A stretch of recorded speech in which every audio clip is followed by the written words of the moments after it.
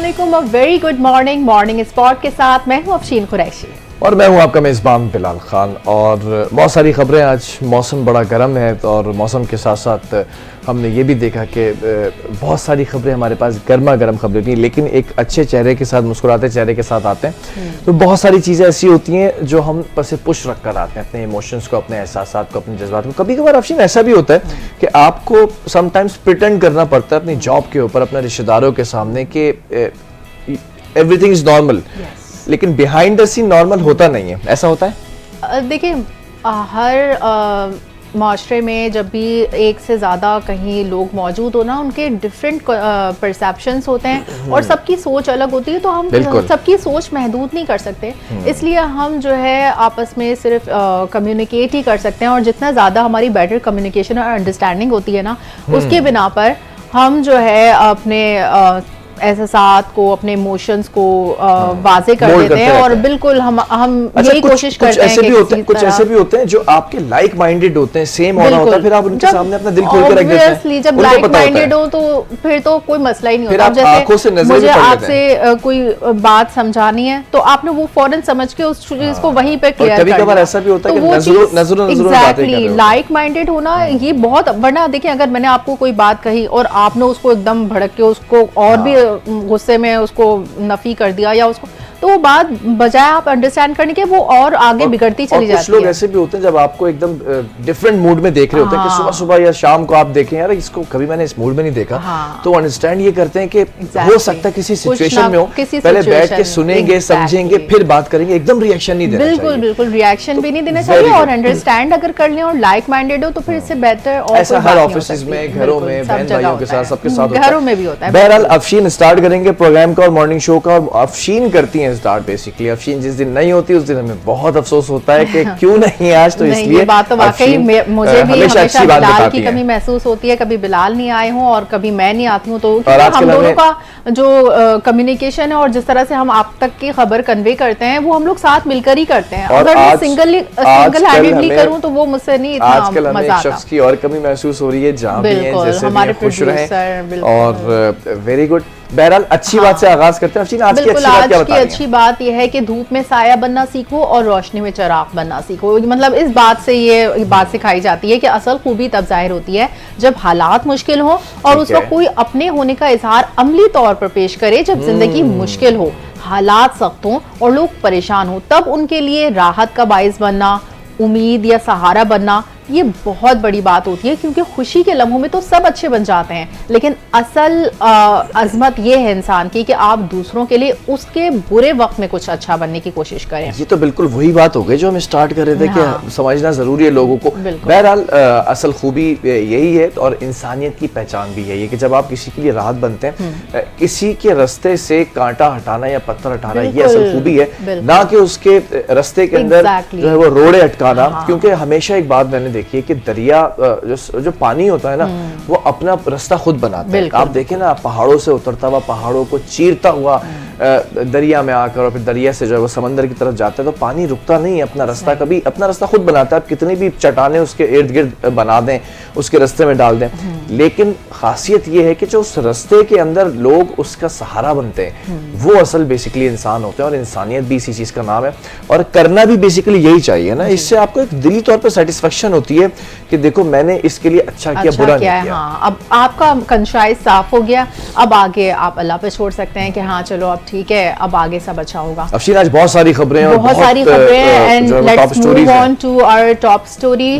पाक फौज के शोबे ताल्लुकात आमा ISPR के director general lieutenant general Ahmed Sharif Chaudhry ने कहा है कि बलूचिस्तान पाकिस्तान का हिस्सा है और वो कभी पाकिस्तान से अलग नहीं हो सकता। DG ISPR अहमद शरीफ चौधरी ने हिलाल टॉक्स में असातिज़ा से खुसूसी गुफ्तगू की है, और हिलाल टॉक्स में मुल्क भर से 1950 से ज़ायद सीनियर फैकल्टी मेंबरान ने शिरकत भी की है। बिल्कुल, DG ISPR अहमद शरीफ चौधरी का कहना था कि हिंदुस्तान और हिंदुस्तानी प्रॉक्सीज पूरे खित्ते के लिए खतरा है। उन्होंने कहा कि बलूचिस्तान पाकिस्तान की मईशत और मुआशरत में रचा बसा है। बलूचिस्तान पाकिस्तान का सबसे अमीर सूबा बनेगा। अहमद शरीफ चौधरी का कहना था कि BLA फितनउल हिंदुस्तान को भारत से मुकम्मल माली मुआवनत हासिल है, जबकि BLA की क़यादत हिंदुस्तान में मौजूद है। और उन्होंने कहा कि फितना खारिज वाला कहता है कि हमें हिंदुस्तान मदद करे, ये हिंदुस्तान के ज़र खरीद गुलाम है। तर्जुमान पाक फौज ने मजीद कहा है कि अवाम से अफवाज हैं और अफवाज से अवाम है, मोहब्बत का लाजवाल रिश्ता हमेशा कायम दायम रहेगा। तो हमारे यहाँ भी अफवाज को ये बात वाजे करना पड़ रही है कि भाई बलूचिस्तान पाकिस्तान का ही हिस्सा है, आप इसको नफरत फैलाकर यहाँ पर लोगों सेपरेटिस्ट मूवमेंट रखकर यहाँ पर लोगों को आप पाकिस्तान से जुदा नहीं कर सकते, पाकिस्तान का ही हिस्सा है। जैसे एक जिस्म के सारे आज़ा हैं, उसी तरह बलूचिस्तान भी पाकिस्तान का हिस्सा है। और ये आप कहना चाहिए कि अगर बलूचिस्तान में कोई दहशतगर्दी होती है तो उसका असर पूरे पाकिस्तान पर पड़ता है। बिल्कुल ऐसे ही आगे बढ़ेंगे और बिलावल भुट्टो जरदारी की भी बात कर लेते हैं। उनकी क़यादत में वफ़द की न्यूयॉर्क में इस्लामी ताउन तंज़ीम के रुकन ममालिक को भारत की हालिया जारियत पर तफसीली ब्रीफिंग। वफ़द ने वाज़ेह किया कि भारत जानबूझकर खित्ते में कशीदगी बढ़ा रहा है और बेबुनियाद इल्ज़ामात के जरिए सरहद पार हमलों का जवाब पैदा करने की कोशिश कर रहा है। बिलावल भुट्टो ने पहलगाम हमले को पाकिस्तान से जोड़ने की भारतीय कोशिश को सख्ती से मुस्तरद करते हुए कहा है कि बगैर तहकीक इल्ज़ाम लगाना बज़ाते खुद सवालिया निशान है। उन्होंने पानी को हथियार बनाने की भारतीय कोशिशों को आलमी क़वानीन की सरियन खिलाफ वर्जी भी करार दिया है और कहा कि भारत करोड़ों इंसानों को सजा देना चाहता है। पाकिस्तानी वफ़द ने अक़वाम मुत्तहिदा में अमेरिका के कायम मुकाम मुस्तक़िल मंदूब से भी मुलाकात की और पाकिस्तान का मौक़िफ़ पेश किया है। OIC ने पाकिस्तान ब्रीफिंग को सराहते हुए यकजहती का इजहार किया और अक़वाम मुत्तहिदा के चार्टर के एहतराम पर जोर भी दिया है। उन्होंने कहा है कि अमन का वाहिद रास्ता मुकालमा है और सिफारतकारी है और OIC इस नाजुक वक्त में दुनिया का इखलाकी ज़मीर बनकर उभर रही है।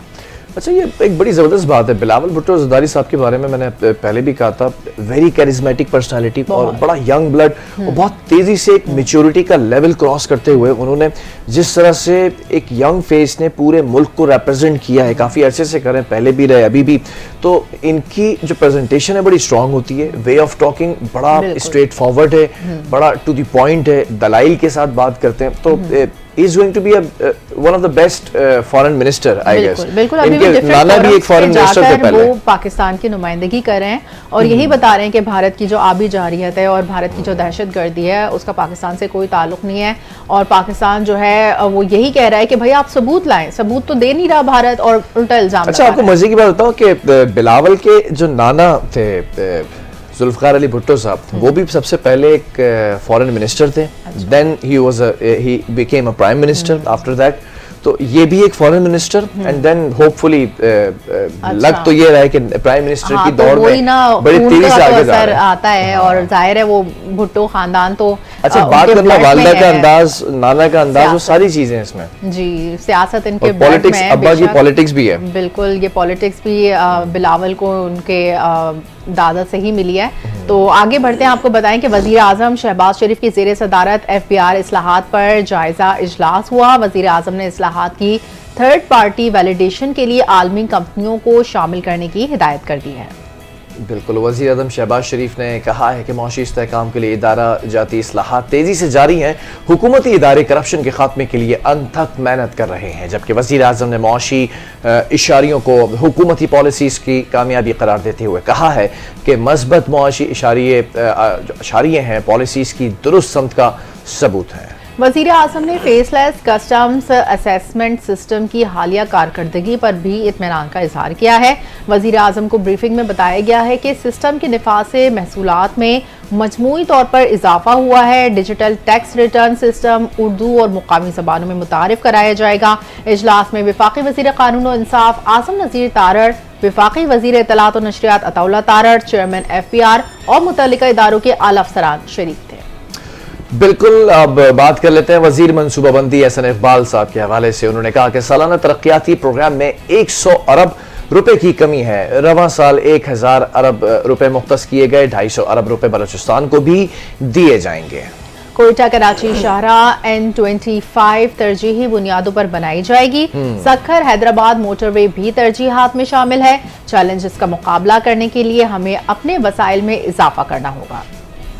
बिल्कुल, इस्लामाबाद में वफाकी वजीर मनसूबाबंदी हसन इकबाल ने मनसूबाबंदी राब्ता कमेटी के सालाना इजलास से खिताब में कहा कि पायदार तरक्की के लिए पॉलिसीज का तसलसल ज़रूरी है, जबकि तरक्याती बजट मईशत में अहमियत का हामिल होता है। बिल्कुल, तो हुकूमत ने जो वफाकी बजट है उसके अहदाफ फाइनल कर लिए हैं। बजट की बात की जाए तो जो फाइनल उसकी मीटिंग होती है, उसके अहदाफ होते हैं, उनके जो टारगेट्स होते हैं वो फाइनल कर लिए गए हैं। वफाकी बजट 2025-26 के लिए मुख्तलिफ टैक्स तजावीज़ पर काम जारी है। वफाकी बजट में बैंक डिपॉजिट्स और बचत स्कीमों पर टैक्स में इजाफे की तजवीज़ है। अच्छा, बचत स्कीमें और बैंक डिपॉजिट्स, इन पर टैक्स में इजाफे की तजवीज़ शामिल है। ये बेसिकली इसलिए किया जा रहा है, वो आगे मैं आपको बताता हूँ व्यूअर्स को भी। नॉन फाइलर्स के कैश निकलवाने पर विद होल्डिंग टैक्स बढ़ने का इम्कान है और विद होल्डिंग टैक्स की शरह 0.6% से बढ़कर 1.2% मुतवक्का है, जबकि यौमिया 50,000 से ज्यादा रकम निकलवाने पर इजाफी टैक्स की भी तजवीज दी गई है। अच्छा, 50,000 से जायद की रकम निकलवाने पर टैक्स भी कटेगा। तो जराए के मुताबिक 800 सीसी से छोटी गाड़ियों पर सेल्स टैक्स में इजाफा मुतवक्के है। मुकामी, तब पहली गाड़ियों की तो इतनी कीमतें हाई कर दी हैं तो अब उस पर टैक्स भी बढ़ेगा। मुकामी तैयार करदा कारों पर GST की शरह बढ़ाने की तजवीज़ है। टैक्स की शरह 12.5% से बढ़ाकर 18% करने का इम्कान है, जबकि पेट्रोल और डीजल पर चलने वाली गाड़ियों पर लेवी आयद करने और कैपिटल गेन और मुनाफे पर भी टैक्स में इजाफा करने की तजवीज़ है। जबकि नए बजट में सुपर टैक्स की शरह में कमी की तजवीज़ ज़ेरे गौर है। ये सुपर टैक्स क्या है? सुपर टैक्स ये है बेसिकली जो इजाफी टैक्सेस होते हैं कि मतलब एक तो आपको सेल्स टैक्स है, जनरल टैक्स है, ये आपको देने, एक इजाफी टैक्स इम्पोज किया जाता है in terms of collection of more कह सकते हैं आपके रेवेन्यू को बहुत ज्यादा जनरेट करने के लिए। मुझे याद है कि जब मिनी बजट था तो मिनी बजट के अंदर जो टैक्सेस लगाए गए थे that would be called super taxes ना, टोबैको इंडस्ट्री के ऊपर, एयरलाइन इंडस्ट्री के ऊपर, फिर जो टूरिज्म इंडस्ट्री, इनके ऊपर एक्स्ट्रा फेयर लगाते हैं। जो लग्जरी चीजें होती हैं, लग्जरीज के ऊपर टैक्सेस लगाकर उन्होंने उसको सुपर टैक्स का नाम दिया था। अब लेट्स सी कि ये सुपर टैक्स में कमी करें तो इससे क्या होगा। बहरहाल बड़ी एक हैरान कुन, परेशान कुन बात है जो कि आपको और मुझे भी सताती रही रात भर। कराची में 5 दफा ये जल्जलों की खबरें आई हैं। बहरहाल कराची में जल्जला एक मौमा बन चुका है। गुज़िश्ता 24 घंटों के दौरान कराची के मुख्तलिफ इलाकों में 10 बार जल्जले के झटके महसूस किए गए, जिन्होंने शहरियों में शदीद खौफ और हिरास फैला दिया। अच्छा, जल्जला पैमा मरकज के मुताबिक हालिया झटके का मरकज DHA के मशरिक में तकरीबन 30 किलोमीटर दूर और 13 किलोमीटर गहराई में था। यानी कि सबसे ज्यादा अगर वहां पर शॉक्स महसूस किए गए हैं तो वो DHA की साइड पर लोगों को पता चला होगा। सबसे ज्यादा झटके कायदाबाद, मलीर, सऊदाबाद, खोकरापार, स्टील टाउन और गुलिस्तान जौहर समेत अतराफ के इलाकों में महसूस किए गए हैं। अचानक लरसती जमीन ने शहरियों को घरों से बाहर निकलने पर मजबूर कर दिया। महकमा मौसमियात के मुताबिक इन झटकों के बाइस कोई जानी या माली नुकसान रिकॉर्ड नहीं हुआ, ताहम माहिरीन ने खबरदार कर दिया कि आइंदा 48 घंटों तक वक्फे से ये जारी रह सकते हैं। जी, आफ्टर शॉक्स आइंदा भी जारी रह सकते हैं। वक्फे से 48 घंटों के अंदर ये दोबारा आफ्टर शॉक्स महसूस किए जा सकते हैं। और गुज़िश्ता शाम से शुरू होने वाली इस ज़लज़ले की लहर में अब तक सबसे ज्यादा शिद्दत 3.2 रिकॉर्ड की गई है। और अल्हम्दुलिल्लाह इससे किसी जानी या माली नुकसान की कोई इतलात मौसूल नहीं हुई है। और ज़लज़ला पैमा माहिरीन ने आवाम से अपील की है कि वो खौफज़दा ना हो, लेकिन एहतियाती तदाबीर ज़रूर इख्तियार करें। बिल्कुल, और इसी हवाले से अगर आपको बताएं तो उनका कहना था कि कराची चूँकि फॉल्ट लाइन पर वाक़ नहीं, इसलिए इन झटकों की नौयत हल्की और महदूद है, लेकिन माहौलियाती तब्दीलियाँ और ज़ेरे ज़मीन दबाव इस किस्म की सरगर्मी का सबब भी बन सकते हैं। अच्छा, ज़ेरे ज़मीन दबाव, वही जो आपने प्लेट्स की बात की थी, वो प्लेट्स के एग्जैक्टली आपको याद है? हाँ, बिल्कुल, आपने जो कहा था उसी की बात की जा रही है महकमे मौसमियात की जानिब से भी कि ज़ेरे ज़मीन दबाव और जो माहौलियाती तब्दीलियाँ इस किस्म की सरगर्मी का सबब बन सकते हैं। और ज़लज़ले ये भी हैरान कुन बात है, अब जो आप आगे पढ़ने जा रही हैं। अच्छा, ज़लज़ला, हाँ, ये बात तो मैंने खुद भी अभी पढ़ी तो मुझे हैरानी हुई। ब्रेकिंग न्यूज़ थी ये कि ज़लज़ले के झटकों के बाद मलीर जेल से 100 से ज़ायद कैदी फरार हो गए। यानी कि मौका का फायदा उठाते ही बड़ा फिल्मी सीन हुआ होगा कि जरा से झटके जो महसूस। अच्छा, क्या इतने तो शौक मैं बताता हूं, इस खबर को जरा पहले कंप्लीट करते हैं, फिर मैं आपको बताता हूं। और एक अजीब भगदड़ मच गई, लेकिन इंतजामिया ने सूरत हाल को कंट्रोल कर लिया। अच्छा, ऐसा कैसे हो गया कि यहाँ जल्जले के झटके महसूस हुए और वहाँ जेलों के दरवाजे खुल गए कि कैदी फरार हो गए? ऐसा ये जो इस वक्त एक अजब भगदड़ मच गई थी, और उस भगदड़ के अंदर हमने ये देखा कि इंतजामिया ने सूरत हाल को कंट्रोल कर लिया। हुआ ये था कि जब ज़लज़ले के झटके महसूस किए जा रहे थे तो कुछ जगहों से गेट्स जो है वो उखड़ना शुरू हुए, या फिर कुछ ऐसी टेक्निकल चीजें हुई कि वो सारा मामला तितर बितर हो गया था कि ज़लज़ला आ गया तो एक भगदड़ मची जेल के अंदर।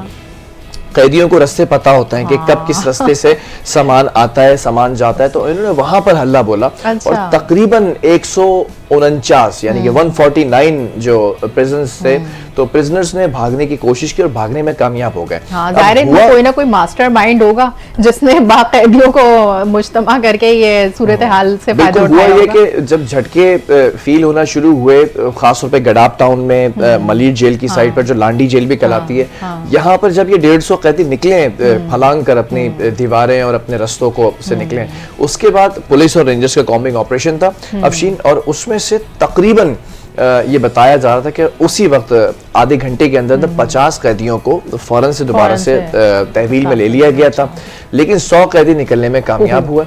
लेकिन अब ये पता लगाना इस वक्त बड़ा मुश्किल है कि अब तक की अपडेट करेंगे। रात 2 बजे तक, 2:30 बजे तक हम फॉलो कर रहे थे इस चीज को, बल्कि 3 साढ़े 3 बज गए थे, हम फॉलो कर रहे थे। हाँ, इंतजामिया को जो सिक्योरिटी है जेल की वो मजीद सख्त कर देनी चाहिए, और बेशक उन्होंने सूरत हाल तो कंट्रोल कर लिया है, लेकिन ये देखने की बात है कि मलिर जेल से गुज़िश्ता रात कैदियों के फरार के वाक़े के बाद जो है IG सिंध गुलाम नबी मेमन ने सुबह सवेरे जेल का हंगामी दौरा किया है, और जहां उन्होंने सिक्योरिटी सूरत हाल का भी जायजा लिया और जेल हुकाम से तफसीली ब्रीफिंग हासिल की है।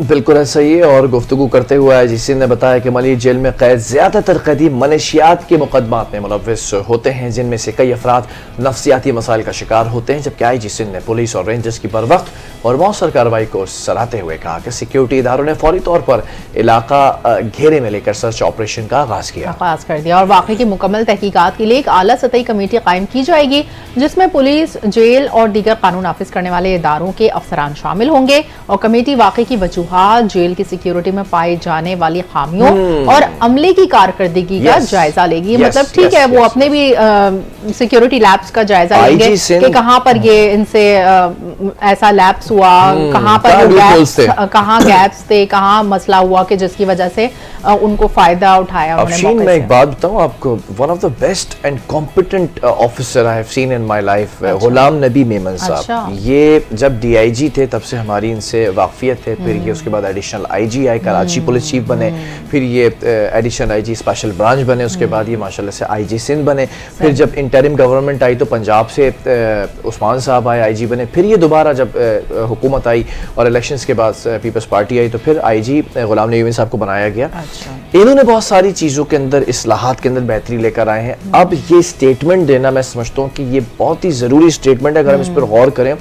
जो आपने अभी खबर पढ़ी है कि जेल की सिक्योरिटी में पाए जाने वाली खामियां, वेरी गुड पॉइंट, अमले की कारकर्दगी का जायजा, और ये जो वाकया हुआ है उसके अंदर जो बेसिकली सबसे ज्यादा जरूरी है कि वहां पे कौन से लूप होल्स हैं, क्या वीकनेसेस हैं जेल की, उन चीजों को जरा मॉनिटर किया जाए तो ये समझ आने वाली बात है कि बेहतरी की तरफ जाना चाहिए। बिल्कुल, इन्होंने अपनी भी चीजें एक्सेप्ट की हैं कि कहाँ हमारी कमी है सिक्योरिटी के, तो वहाँ हम इसका जायजा लेंगे, और कहाँ बाकी सुबह पहुंच गया आपको पता है मसला था वहां पर भी जायजा लिया जाए। तो आगे बढ़ते हैं, आपको बताएं कि सूबाई वजीर दाखिला जियाउल हसन लंजार ने भी कहा है कि हर कैदी का डाटा मौजूद है, फरार होने वाले कैदियों को गिरफ्तार किया जाएगा। जाहिर है जब कैदी फरार होगा तो फरार होकर वो कहाँ जाएगा, अपने घर तो नहीं जाएगा, क्योंकि जाहिर है वहाँ के मोहल्ले अतराफ के लोग जो है वो तो इत्तला दे देंगे, और इत्तला नहीं भी देंगे तो जेल हुकाम वहां पर पहुंच जाएंगे, क्योंकि जाहिर है वो अपने घर के अलावा और कहाँ जाएगा, कहीं और छुपने की कोशिश करेगा तो कहीं ना कहीं। मैं सजेशन दूं कि आप इन कैदियों को कहाँ ढूंढ सकते हैं, ये 100 के करीब कैदी हैं। इन कैदियों को जो है वो आप जहाँ पर ये भिखारी सो रहे होते हैं ना, और बैठते हैं, लेटते हैं, वहां ढूंढें जहाँ पर दस्तरखान लगे हुए होते हैं, खाना, क्योंकि खाना जरूरी और सोना जरूरी है, 2 जगहों पर आपको मिलेंगे।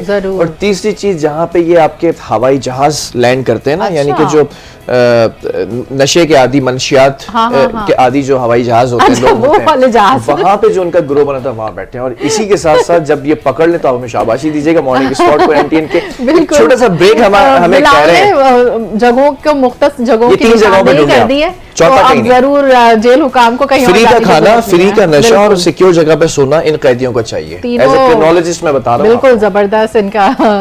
और एक छोटे से ब्रेक से वापस आते हैं फिर और कुछ। आज बहुत सारी खबरें, आज आपसे बहुत सारी सारी खबरें शेयर करेंगे और एक सनसनीखेज खबर भी है जिसने पूरे मुल्क को रुला के रख दिया है, वो खबर भी अफसोसनाक आपसे खबर है, बिल्कुल शेयर वो भी शेयर करेंगे। Stay with us.